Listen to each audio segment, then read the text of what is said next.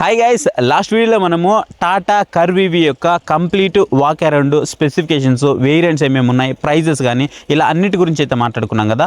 ఈ రోజు వీడియోలో వచ్చేటప్పటికి నేను ఇప్పటికి ఒక 2000 కిలోమీటర్స్ అయితే డ్రైవ్ చేశాను. 2100 కిలోమీటర్స్ అయితే డ్రైవ్ చేశాను అనమాట. సో నేను డ్రైవ్ చేసిన తర్వాత నాకు వెహికల్ ఎలా అనిపించింది ఏంటి అనేది ఎవ్రీథింగ్ అయితే మాట్లాడదాం. అంటే ఒక ఛార్జ్కి మీకు ఎంత పడుతుంది, ఛార్జింగ్ టైం ఎంత తీసుకుంటుంది, ఓవరాల్గా బ్రేకింగ్ పర్ఫార్మెన్స్ కానీ, అలాగే మీకు సస్పెన్షన్ కానీ అండ్ లోపల క్యాబిన్ స్పేస్ కానీ ఇలా అన్నీ కూడా ఎలా ఉన్నాయనేది ఎవ్రీథింగ్ అయితే మనం మాట్లాడుకుందాము. మీరు కనుక ఈ వెహికల్ కొనాలి అని అనుకుంటే మాత్రం ఈ వీడియో మీకు పక్కా హెల్ప్ఫుల్ అవుతుంది. వీడియోని ఎండింగ్ వరకు చూడడానికి అయితే మ్యాక్సిమం ట్రై చేయండి. ఇక ఏ మాత్రం ఆలోచన మనము వీడియోలోకి అయితే వెళ్ళిపోదాం. గైస్, మనము డ్రైవింగ్ ఎక్స్పీరియన్స్ గురించి మాట్లాడుకునే ముందు అన్నిటికంటే ముందు మనం సీట్ ఎక్స్పీరియన్స్ గురించి అయితే మాట్లాడుకోవాలి. సో సీట్ కంఫర్ట్ ఎలా ఉంది అనే దాని గురించి మాట్లాడుకున్నట్లయితే దీంట్లో మనకి ఆర్ కంఫర్ట్ సీట్స్ అయితే ప్రొవైడ్ చేస్తున్నారు. ఇది ఆర్ కంఫర్ట్ సీట్స్ అంటే ఏంటి అని అంటే, వీళ్ళు చెప్తున్న దాని ప్రకారం ఏదైతే మీరు కూర్చున్న తర్వాత మీకు ఆ బకెట్ ఫీలింగ్, అంటే ఎవరో మిమ్మల్ని హగ్ చేసుకున్న ఫీలింగ్ కానీ, సో ఆ కెప్టెన్ సీట్ ఫీలింగ్ కానివ్వండి, అండ్ మీకు మొత్తం స్పైనల్ అంతా కూడా ఆనిపోవడం, సో దానివల్ల మీకు ఎక్కువ దూరం మీరు ట్రావెల్ చేసినప్పుడు కూడా మీకు అంత స్ట్రెయిన్ అనిపించకపోవడము, ఆ వెంటిలేషన్ కూడా బాగా రావడం, అవన్నీ కూడా దీంట్లో జరుగుతాయని వీళ్ళైతే చెప్తున్నారు. టు బీ ఫ్రాంక్, వాళ్ళు చెప్తున్న అన్నీ కూడా మనకి పర్ఫెక్ట్ గానే వర్క్ అవుతున్నాయని చెప్పాలి. ఇక సీట్ అడ్జస్ట్మెంట్స్ విషయానికి వస్తే ఇది మనకి 6-వే పవర్ అడ్జస్ట్ అయితే వస్తుంది అనమాట. మీరు 6-వే మీకు ఎలా కావాలంటే అలా మీరు చాలా నీట్గా అయితే అడ్జస్ట్ అయితే చేసుకోవచ్చు. దాంతోపాటు మనకి వెంటిలేటెడ్ ఫంక్షన్స్ అయితే ఆఫర్ చేస్తున్నారు. సో ఈ వెంటిలేటెడ్ ఫంక్షన్స్ మనం ఒకవేళ ఎక్కువ దూరం ట్రావెల్ చేస్తున్నాం అనుకోండి, లేదు మనం సమ్మర్ టైంలో ట్రావెల్ చేస్తున్నప్పుడు ఇది మనకి చాలా బాగా యూజ్ అవుతుంది.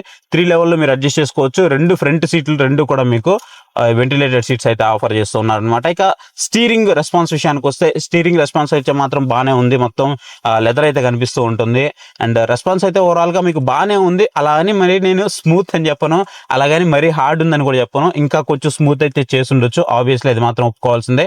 ఇంకొంచెం స్మూత్ అయితే చేసి ఉండొచ్చు.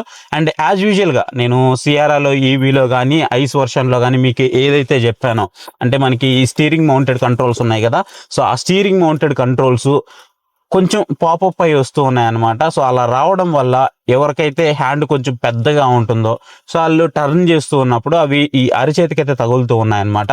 సో అదొక ప్రాబ్లం అయితే నేను నోటీస్ చేశాను. అదొక్కటి మాత్రం వీళ్ళు రెక్టిఫై చేస్తుంటే బాగుండేదని అయితే నాకు అనిపించింది. ఇక దీంట్లో వచ్చేటప్పటికి మొత్తం మనకి ఒక 3 వేరియంట్స్ అయితే కనిపిస్తున్నాయి. 16.99 lakhs రూపీస్ నుంచి 19.49 lakhs రూపీస్ వరకు ఒక 3 వేరియంట్స్ అయితే కనిపిస్తున్నాయి. డార్క్ ఎడిషన్ కూడా మనకి దీంట్లో అయితే అవైలబుల్ ఉందన్నమాట.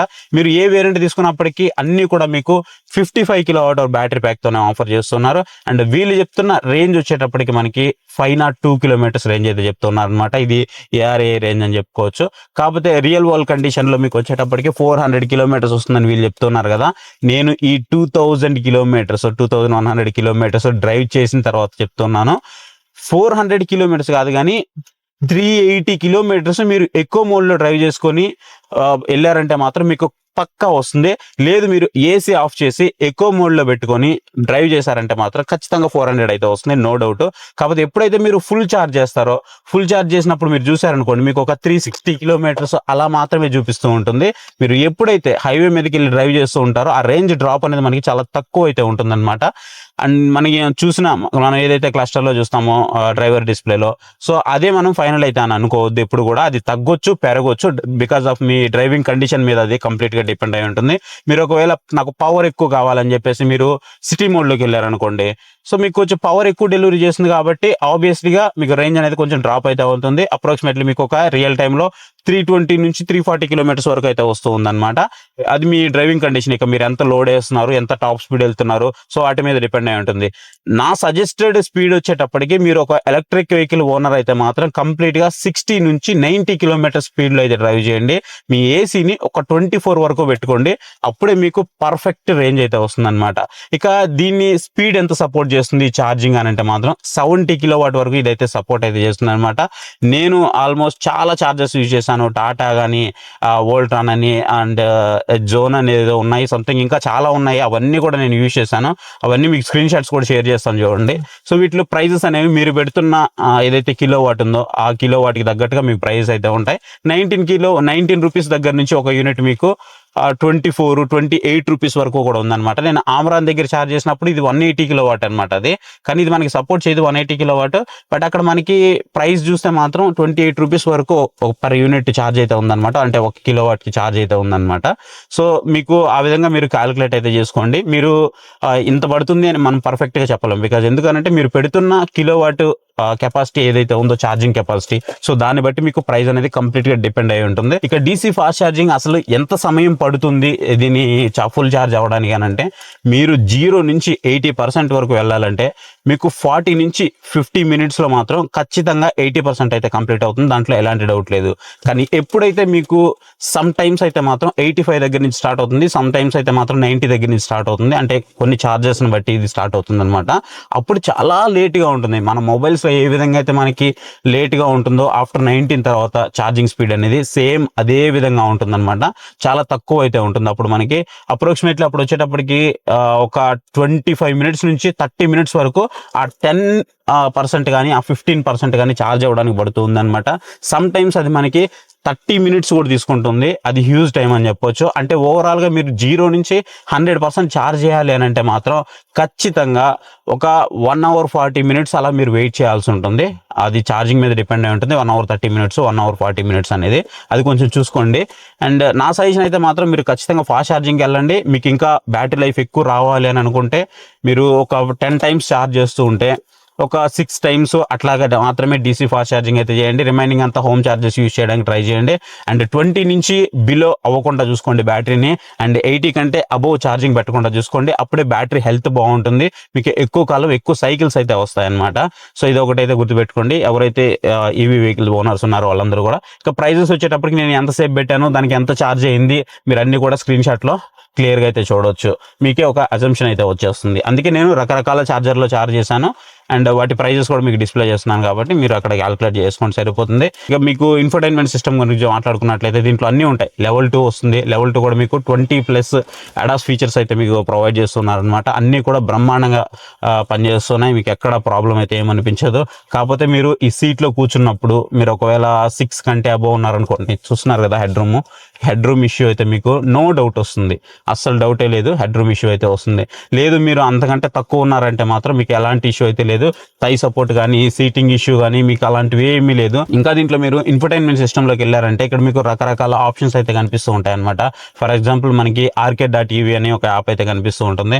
దాన్ని ఓపెన్ చేశారనుకోండి మీకు నియర్ బై ఛార్జింగ్ స్టేషన్స్ ఎక్కడ ఉన్నాయి, సో ఇవన్నీ కూడా మీరు చూసుకోవచ్చు. లేదు దాంట్లోనే మీకు మ్యూజిక్ కానీ గేమ్స్ కానీ ఇవన్నీ కూడా ఆల్ ఇన్ వన్ యాప్ అనమాట చెప్పాలంటే. సో అన్న మన మొబైల్లో ఏవైతే యాప్స్ చూస్తూ ఉంటాం మనము అవన్నీ కలిపి ఒకే యాప్లో మనకి దీంట్లో అయితే కనిపిస్తూ ఉంటాయి. ఈవెన్ మీకు అడాస్ ఫంక్షన్స్ ఏవైతే ఉన్నాయో వాటన్నిటిని మీరు డిసేబుల్ చేసుకోవాలన్నా డిసేబుల్ చేసుకోవచ్చు, లేదు మీరు ఆన్ చేసుకోవాలన్నా ఆన్ చేసుకోవచ్చు. ఇవన్నీ కూడా మీకు మేజర్గా అయితే కనిపిస్తూ ఉన్నాయి. ఇక మీకు మీరు డ్రైవ్ చేస్తూ ఉన్నప్పుడు లెఫ్ట్ సైడ్ ఇండికేటర్ వేసినప్పుడు లెఫ్ట్ వ్యూ ఆన్ అవుతూ ఉంటుంది, రైట్ సైడ్ వేసినప్పుడు రైట్ వ్యూ అయితే ఆన్ అవుతూ ఉంటుంది అనమాట. సో దానివల్ల ఏంటంటే మనకి ఆ బ్లైండ్ వ్యూ ఏదైతే ఉందో మన చుట్టుపక్కల ఎవరు వస్తున్నారు అనేది మనకు ఒక క్లారిటీ అయితే ఉంటుంది. అఫ్కోర్స్ ఇది మనకి 360 degrees కెమెరాస్తో వస్తుంది కాబట్టి కెమెరా క్వాలిటీ కూడా నాకు చాలా బాగా అనిపించింది. మీరు ఈజీగా అయితే కంట్రోల్ చేసుకోవచ్చు. మీకు ఒక హజల్ ఫ్రీ ఎక్స్పీరియన్స్ కావాలనుకుంటే మాత్రం ఇది మీకు ఖచ్చితంగా ఇస్తుంది. ఇక మీరు డ్రైవ్ చేసినప్పుడు పర్ఫార్మెన్స్ ఎలా ఉంది అంటే ఎకో మోడ్లో, ఆబ్వియస్లీ ఎకో మోడ్ అంటే మీకు తెలిసిందే కదా, అదొక మినిమల్ పర్ఫార్మెన్స్ అయితే ఉంటుంది. బట్ అది మీకు మోర్ దెన్ ఎనఫ్ అయితే ఉంటుంది అనమాట. రెగ్యులర్గా ఆఫీస్కి వెళ్ళే వాళ్ళు కానివ్వండి అలాంటి వాళ్ళందరికీ కూడా ఇది మోర్ దెన్ ఎనఫ్. నెక్స్ట్ మీకు సిటీలోకి వెళ్ళారనుకోండి ఆబ్వియస్లీ రేంజ్ డ్రాప్ అవుతుంది. రేంజ్ డ్రాప్ అవడం పోతే పవర్ అనేది మీకు ఖచ్చితంగా పెరుగుతుంది. అండ్ లేదు నాకు అసలు పవర్ పర్ఫార్మెన్స్ అనేది పీక్ ఉండాలి అని అనుకుంటే మాత్రం స్పోర్ట్ మోడ్లోకి వెళ్ళండి. అసలు మ్యాక్సిమం మీకు దాని అవసరమే రాకపోవచ్చు. సిటీ అనేది మోర్ దెన్ ఎనఫ్ మోడ్ అని చెప్పుకోవచ్చు అనమాట. అండ్ మీకు ఇక్కడ నీట్గా మీరు మోడ్స్ చేంజ్ చేసుకోవాలనుకుంటే మీకు ఇక్కడ నాబ్ అయితే కనిపిస్తూ ఉంటుంది, రోటరీ నాబ్ అయితే కనిపిస్తూ ఉంటుంది. ఈ రోటరీ నాబ్ యూజ్ చేసుకొని మీరు చేంజ్ అయితే చేసుకోవచ్చు అనమాట. సో మీకు ఏదైతే సీట్ బెల్ట్ ఉందో ఈ సీట్ బెల్ట్ పెట్టుకుంటే ఈ వెహికల్ అయితే మూవ్ అవుతూ ఉంటుంది అనమాట. సేమ్ మీకు ఇవి ఉన్నాయి కదా సేఫ్టీ ఫీచర్స్, మన సిఆర్ఓలో కూడా చూస్తున్నాం, సేమ్ అదే ఫీచర్స్ అయితే ఉంటాయి. ఇక మనం మాట్లాడుకోవాల్సింది దీని మెయిన్ పవర్ ఫిగర్స్ గురించి మాట్లాడుకోవాలి. సో దీంట్లో పవర్ వచ్చేటప్పుడు మనకి 167 PS పవర్ అయితే ప్రొవైడ్ చేస్తున్నారు. టార్క్ వచ్చేటప్పటికి 250 న్యూటన్ మీటర్ టార్క్ అయితే ప్రొవైడ్ చేస్తున్నారు అనమాట. సో ఈ సెగ్మెంట్ లో మీకు బెస్ట్ పవర్ ఫిగర్స్ అయితే ఆఫర్ చేస్తున్నాయి, దాంట్లో ఎలాంటి డౌట్ లేదు. పర్ఫార్మెన్స్ కూడా మీకు ఈ సెగ్మెంట్ లో బెస్ట్ పర్ఫార్మెన్స్ అయితే ఉంటుంది. ఇక లుక్స్ వైజ్ గా చూసుకున్నప్పటికీ మిగతా వెహికల్స్ అన్నిట్లో కూడా ఇది డిఫరెంట్ లుక్ అయితే ఉంటుంది అనమాట. ఇది మాక్సిమం మెంబర్స్ కి నచ్చుతుంది, మేబీ కొంతమందికి నచ్చకపోవచ్చు కూడా, ఎందుకంటే ఇది ఒక కూపే డిజైన్ అనమాట. సో ఎవరైతే నాకు ఒక యూనిక్ మోడల్ కార్ కావాలనుకుంటారో సో వాళ్ళందరూ కూడా దీనికైతే వెళ్ళిపోతూ ఉంటారు. సో ఆబ్వియస్లీ మీకు పర్ఫార్మెన్స్ వైజ్ గా మాత్రం ఎలాంటి డౌట్ అయితే లేదు, చాలా బాగుంటుంది. ఇంకా దీంట్లో వచ్చేటప్పటికి మనకి రీజనరేటివ్ బ్రేకింగ్ సిస్టమ్ అయితే ఉంటుంది అనమాట. సో రీజనరేటివ్ బ్రేకింగ్ సిస్టమ్ అంటే ఏం లేదు, మీరు నడుపుతూ ఉన్నప్పుడు ఎప్పుడైతే మీరు బ్రేక్ వేస్తూ ఉంటారో ఆ బ్రేక్ వేసిన తర్వాత ఏదైతే మనకి ఆ ఎనర్జీ జనరేట్ అవుతుందో ఆ ఎనర్జీని పవర్ గా సేవ్ చేసుకుంటుంది అనమాట బ్యాటరీలో. సో అప్పుడు మనకి ఎక్స్ట్రా రేంజ్ అయితే ఆఫర్ చేస్తూ ఉంటుంది అనమాట. ఫర్ ఎగ్జాంపుల్ జనరల్ గా మీకు ఒక 300 కిలోమీటర్స్ రేంజ్ వస్తుంది అనుకోండి, సో దానికి ఒక 20 కిలోమీటర్స్ యాడ్ అయింది అనుకోండి, 320 కిలోమీటర్స్ అట్లా వస్తూ ఉంటుంది అనమాట. దానికి ఎంత ఎనర్జీ ఎక్కువ స్టోర్ చేయాలనేది మనకి ఇక్కడ నిర్ణయిస్తూ ఉంటుంది అనమాట. అదే మనకి పాడల్ షిఫ్టర్స్ యూజ్ చేసుకొని 3 లెవెల్లో L1, L2, L3 అని చెప్పేసి 3 లెవెల్లో మనము రీజనరేటివ్ బ్రేకింగ్ సిస్టమ్ అయితే అడ్జస్ట్ చేసుకోవచ్చు. మీరు ఒకవేళ లెవెల్ 1 లో పెట్టినట్లయితే మీకు ఎప్పుడైతే మీరు యాక్సలరేటర్ మీద కాల్ తీసేస్తారో అప్పుడు మీకు కొంచెం స్లోగా పవర్ అయితే అప్లై అవుతూ ఉంటుంది. అప్లై అయినప్పుడు ఏదైతే మనకి ఎనర్జీ జనరేట్ అవుతుంటుందో ఆ ఎనర్జీని బ్యాటరీలో సేవ్ చేస్తూ ఉంటుంది. అదే మీరు ఒకవేళ థర్డ్ లెవెల్లో పెట్టారనుకోండి, సడన్ గా మీకు ఎవరో బ్రేక్ కొట్టినట్టుగా చాలా వరకు స్లో అయితే అయిపోతూ ఉంటుంది అనమాట. అంటే ఫస్ట్ లెవెల్ సెకండ్ లెవెల్ తో కంపేర్ చేస్తే ఎక్కువ పవర్ బ్రేకింగ్ ఎఫిషియన్సీ అయితే మీకు కనిపిస్తూ ఉంటుంది. సో దానివల్ల ఏమవుతుందంటే ఎక్కువ పవర్ జనరేట్ అయ్యి ఆ పవర్ అంతా కూడా మళ్ళీ మీకు బ్యాటరీలోకి సేవ్ అవుతూ ఉంటుంది. ఇది మనకి ఎక్కడ బాగా యూజ్ అవుతూ ఉంటుందంటే మీకు హిల్ స్టేషన్స్ లో, సో ఘాట్ సెక్షన్ లో, అలాంటి సెక్షన్ లో మీకు బాగా యూజ్ అవుతూ ఉంటుంది. ఎందుకంటే పవర్ మీరు ఎక్కేటప్పుడు మీకు మంచి పవర్ కావాలి, ఎలక్ట్రిక్ వెహికల్స్ అది ఉంటుంది, మరి అప్పుడు పవర్ కన్సంప్షన్ కూడా ఎక్కువ ఉంటుంది. కాబట్టి మళ్ళీ మీరు ఎప్పుడైతే దిగుతారో ఆ సమయంలో మీరు లెవెల్ 3 లో పెట్టుకున్నారనుకోండి, మీరు ఆబ్వియస్లీ అప్పుడు బెటర్ రేంజ్ అయితే ఎక్స్పెక్ట్ చేయొచ్చు అనమాట. సో ఎందుకంటే మనకి దిగేటప్పుడు మాక్సిమం మనం బ్రేక్స్ యూజ్ చేస్తూ ఉంటాం కాబట్టి మనకి బ్యాటరీ అనేది మళ్ళీ ఛార్జ్ అయ్యి మంచి రేంజ్ అయితే ఇస్తూ ఉంటుంది. ఇక బ్యాటరీ ప్యాక్ వచ్చేటప్పటికి మనకి బాటమ్ లో అయితే కనిపిస్తూ ఉంటుంది. సో బాటమ్ లో 50-50 రేషియోలో మనకి బ్యాటరీ ప్యాక్ ముందు 50 బ్యాక్ సైడ్ 50 గా బ్యాటరీ ప్యాక్ అయితే ప్లేస్ అయి ఉంటుంది. దానివల్ల మనకి స్టెబిలిటీ కూడా చాలా మంచిగా అయితే ఉంటుంది అనమాట. సో ఇది వచ్చేటప్పటికి మనకి ఫ్రంట్ వీల్ డ్రైవ్ ఆప్షన్ తో వస్తుంది. So front wheel drive option తో రావడం వల్ల మనకు ఒక బెనిఫిట్ అయితే ఉంది. ఏంటి ఆ బెనిఫిట్ అని అంటే, ఎప్పుడైనా మనము అంటే ఈ సిచ్యువేషన్ వస్తుందని కాదు, ఒకవేళ ఆ సిచ్యువేషన్ వస్తే మనం ఎలక్ట్రిక్ వెహికల్ డ్రైవ్ చేస్తూ ఉన్నప్పుడు ఒక మనకి రేంజ్ అనేది ఒక 300 కిలోమీటర్స్ చూపించింది, మనం ఇంకా 50 కిలోమీటర్స్ లో మనకి ఒక చార్జర్ ఉంది అనుకుందాం. సో 50 కిలోమీటర్స్ లో చార్జర్ ఉందని చెప్పి మనం నమ్ముకొని వెళ్ళాం అనుకోండి, ఆ 50 కిలోమీటర్స్ లో ఉన్నటువంటి చార్జర్ సరిగా పని చేయలేదు, లేదా ఆ టైంకి పవర్ పోయింది, ఇంకేదైనా ఇష్యూ వచ్చింది అనుకోండి, ఆ టైంలో మన వెహికల్ ఇంకా కంప్లీట్ జీరోకి వచ్చేస్తుంది కదా. అప్పుడు ఒకవేళ మనం వెహికల్ తీసుకెళ్లాలంటే మాత్రం టోయింగ్ యూజ్ చేసుకొని ఫ్రంట్ వీల్ డ్రైవ్ ఆప్షన్ తో వస్తుంది కాబట్టి తీసుకెళ్లిపోవచ్చు. అదే మీరు రేర్ వీల్ డ్రైవ్ ఆప్షన్ తో వచ్చింది అనుకోండి, డైరెక్ట్ గా మీకు క్రేన్ టోయింగ్ ఉంటుంది కదా, సో అట్లాగా వెహికల్ మొత్తం తీసుకెళ్లి ఆ టోయింగ్ వెహికల్ మీద అయితే పెట్టేయాల్సి ఉంటుంది. బట్ దీంట్లో మీకు ఆ ప్రాబ్లం అయితే ఉండదు అనమాట. ఫ్రంట్ వీల్ ఒకటే మీరు లిఫ్ట్ చేస్తే సరిపోతుంది, బ్యాక్ వీల్స్ మీకు రొటేట్ అయ్యి వచ్చేస్తూ ఉంటాయి. యాక్చువల్గా మీకు రేర్ వీల్ డ్రైవ్ ఆప్షన్ లో అయితే మాత్రం ఎవ్రీ 15 మినిట్స్ ఒకసారి లేదా 20 మినిట్స్ ఒకసారి రిలీజ్ చేసి పట్టుకుంటూ ఉంటుంది. దానివల్ల మనకి సెన్సార్ ఇష్యూస్ అయితే వస్తూ ఉంటాయి. దీంట్లో మీకు ఆ ప్రాబ్లం అయితే ఉండదు. సో అదొక బెటర్ థింగ్ అని చెప్తాను. అండ్ రెండోది మీకు ఇక్కడ దీంట్లో లాసెస్ కూడా ఉంటాయి. ఏంటి అని అంటే, మీరు ఫ్రంట్ వీల్ డ్రైవ్ ఆప్షన్తో వచ్చినా లేదా రేర్ వీల్ డ్రైవ్ ఆప్షన్తో వచ్చినా మీకు ఈవీ వెహికల్స్ లో పవర్ జనరేషన్ అనేది ఎక్కువ ఉంటుంది కాబట్టి ఆబ్వియస్లీ మీకు టైర్స్ అనేవి కొంతవరకు ఫాస్ట్ గా మనం ఐస్ వెహికల్ తో కంపేర్ చేస్తే అరిగిపోతూ ఉంటాయి అన్నమాట. సో అదొకటి మీరు ఖచ్చితంగా ఎక్స్పీరియన్స్ చేస్తారు. మీరు ఒకవేళ ఈవీ ఓనర్ అయితే ఎవరైనా చూస్తున్న వాళ్ళల్లో మీ ఎక్స్పీరియన్స్ ఎలా ఉందనేది ఖచ్చితంగా కామెంట్ సెక్షన్ లో కామెంట్ చేయండి. ఫర్ ఎగ్జాంపుల్ మీరు ఒకవేళ ఐస్ వెహికల్ ఒక 60,000 కిలోమీటర్లు తిరిగిన తర్వాత టైర్లు మార్చాలి అని అనుకోండి, అదే మీరు ఈవీ వెహికల్కి వచ్చేటప్పటికి ఒక 40,000 కిలోమీటర్లకి లేదా 45,000 కిలోమీటర్లకు ఒకసారి ఈజీగా మార్చాల్సి ఉంటుంది. లేదు ఒకవేళ మీరు హార్స్ డ్రైవింగ్ చేస్తారు, ర్యాష్ డ్రైవింగ్ అని అనుకుంటే మీకు ఇంకా తొందరగా కూడా ఈ వెహికల్ టైర్స్ అనేవి అరిగిపోయే అవకాశం అయితే ఉందన్నమాట. సో ఇది కూడా మీరు ఖచ్చితంగా మైండ్ లో అయితే పెట్టుకోండి. మనం సేఫ్టీ విషయానికి వస్తే సేఫ్టీ పరంగా అసలు మనం బాధపడాల్సిన అవసరమే లేదు. మీకు అన్ని రకాల సేఫ్టీలు అయితే ప్రొవైడ్ చేశారు. 5 స్టార్ సేఫ్టీ ఉంది, 6 ఎయిర్ బ్యాగ్స్ వస్తున్నాయి, లెవెల్ 2 అడాస్, అది కూడా మీకు 20+ ఫీచర్స్ అయితే ఆఫర్ చేస్తున్నారు. బ్లైండ్ స్పాట్ డిటెక్షన్స్ ఉన్నాయి, అండ్ మీకు అన్ని ఉన్నాయి, ఒకటి ఉంది ఒకటి లేదని ఏం లేదు. సేఫ్టీ పరంగా ప్రతి ఒక్కటి అయితే ప్రొవైడ్ చేస్తున్నారు. ఈవెన్ మీకు సన్ రూఫ్ కూడా వస్తుంది కాబట్టి హ్యూజ్ పానరోమిక్ సన్ రూఫ్ అయితే వస్తుంది అనమాట. సో ఇది కూడా మీకు చాలా బాగుంటుంది. మీరు ఒకవేళ జర్నీ చేస్తున్నప్పుడు సాంగ్స్ వినాలి అని అనుకుంటే మీకు 7 వరకు JBL స్పీకర్స్ అయితే ప్రొవైడ్ చేస్తున్నారు. ఎక్స్పీరియన్స్ కూడా చాలా బాగుంది. మరి మీకు సియరా అంత అయితే కాదు కానివ్వండి, అవి మీకు డాల్బీ అట్మాస్ అయితే సపోర్ట్ చేస్తాయి. ఇది డాల్బీ అట్మాస్ కాదు, బట్ ఓవరాల్ గా ఎక్స్పీరియన్స్ అయితే మాత్రం ఈ సెగ్మెంట్ లో మీకు బెస్ట్ ఎక్స్పీరియన్స్ అయితే ఇస్తుంది. మీరు ఒక్కసారి లోపలికి క్యాబిన్ లోకి ఎంటర్ అవగానే మీకు చాలా మంచి ప్రీమియం ఎక్స్పీరియన్స్ అయితే కనిపిస్తూ ఉంటుంది అనమాట. ఎందుకు అంటే మీకు ఈ డబుల్ స్క్రీన్ సెటప్, అంటే మీకు డ్రైవర్ డిస్ప్లే కానివ్వండి, ఇన్ఫోటైన్మెంట్ సిస్టమ్ కానివ్వండి, ఇన్ఫోటైన్మెంట్ సిస్టమ్ కూడా మీకు పెద్దదిగానే ఉంటుంది. టచ్ రెస్పాన్స్ కూడా చాలా బాగుంది. అండ్ ఇక్కడంతా మీకు టచ్ కంట్రోల్స్ అయితే ఉంటాయి అనమాట. ఏసీ కంట్రోల్స్ అవన్నీ కూడా మీకు ఇక్కడ కనిపిస్తూ ఉంటాయి. కాకపోతే మాన్యువల్ లవర్ నేనైతే మాత్రం పర్టికులర్ గా మాన్యువల్ ఇస్తే బాగుండేది. ఈ టచ్ అవడం వల్ల మనం ఒకటి టచ్ అయిపోయి ఇంకోటి టచ్ చేస్తూ ఉంటాం, అది కొంచెం చిరాకు అనిపిస్తూ ఉంటుంది. మాన్యువల్ అయితే ఆటోమేటిక్ గా మన హ్యాండ్ అక్కడికి వెళ్ళిపోతూ ఉంటుంది 2-3 సార్లు టచ్ చేసిన తర్వాత. సో అదొకటి నాకు ప్రాబ్లం అనిపించింది. రిమైనింగ్ అంతా కూడా మీకు చాలా ప్రీమియం గా అనిపిస్తూ ఉంటుంది. లోపల స్పేస్ చూసుకున్నప్పటికీ కూడా మీకు హెడ్ రూమ్ మీరు తీసేస్తే లెగ్ రూమ్ కానీ నీ రూమ్ కానీ ఇవన్నీ స్పేస్ కూడా మీకు చాలా బాగుంటుంది.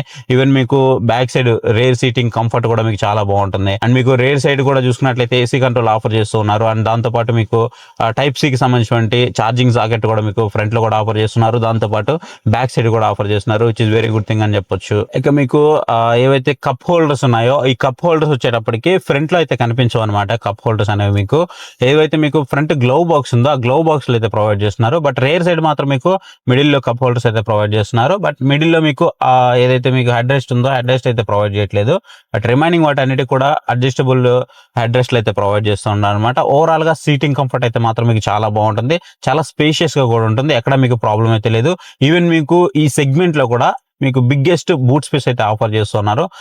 మీకు బూట్ స్పేస్ కూడా ఎక్కడ ప్రాబ్లం ఏమనిపించదు. చాలా మంచి బూట్ స్పేస్ అయితే ప్రొవైడ్ చేస్తున్నారు. అండ్ బానెట్ విజిబిలిటీ కానీ ఎవ్రీథింగ్ కూడా ఫైన్ ఉంటుంది.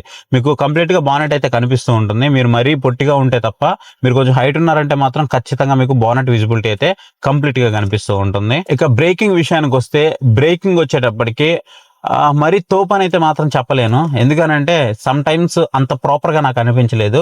సమ్ టైమ్స్ మాత్రం చాలా మంచిగా రెస్పాండ్ అవుతున్నాయి. బట్ సమ్ టైమ్స్ మాత్రం నాకు ఎందుకో అంత మంచిగా అనిపించలేదు. నేను ఈ 2000 కిలోమీటర్స్ డ్రైవ్ చేసిన తర్వాత ఈ మాట చెప్తూ ఉన్నాను. నాకు ఒక్కసారి అనిపిస్తే నేనేం పెద్దగా పట్టించుకునేవాడిని కాదు. బట్ కొన్నిసార్లు మాత్రం నాకు అంత ప్రాపర్ గా రెస్పాండ్ అవ్వలేదు అనిపించింది. ఇక సస్పెన్షన్ గురించి మాట్లాడాలంటే సస్పెన్షన్ అయితే మాత్రం బాగుంది. నాకు ఎక్కడ ప్రాబ్లం ఏమనిపించలేదు. అండ్ ఎలక్ట్రిక్ వెహికల్స్ అన్నింటిలో కూడా మీకు సస్పెన్షన్ ఎలా ఉంటుందో సేమ్ అదే విధంగా ఉంటుంది. సస్పెన్షన్ వైజ్ గా మాత్రం బాగానే ఉంది. మీరు ఆఫ్ రోడ్ లో డ్రైవ్ చేస్తున్నప్పుడు కానీ, లేదంటే మీరు హైవే మీద వెళ్తున్నప్పుడు కానీ, హైవే మీద వెళ్తున్నప్పుడు మీకేమి సస్పెన్షన్ తో పెద్ద అవసరం ఏమి ఉండదు. ఎత్తేయడం అట్లాంటివి ఏమైతే నేను నోటీస్ చేయలేదు. ఓవరాల్ గా సస్పెన్షన్ అయితే మాత్రం బాగానే ఉంది. ఈవెన్ మీరు ఒకవేళ లోడ్ ఎక్కువ వేస్తున్నారంటే, అంటే ఎక్కువ మంది కూర్చుంటున్నారు, ఒక 3-4 కూర్చుంటున్నారంటే మాత్రం ఇంకా స్మూతర్ సైడ్ అయితే ఉందన్నమాట. సో సస్పెన్షన్ వైజ్ గా మాత్రం మంచిగానే అనిపిస్తుంది. గైస్ చూసారు కదా, ఇది టాటా కర్వ్ ఈవీకి సంబంధించినటువంటి డ్రైవ్ అండ్ వాక్ అరౌండ్ అనమాట. సో ఈ డ్రైవ్ లో మీకు ఏమేమైతే అవసరం అవుతాయో అన్ని పాయింట్స్ మాక్సిమం కూడా కవర్ చేశాను.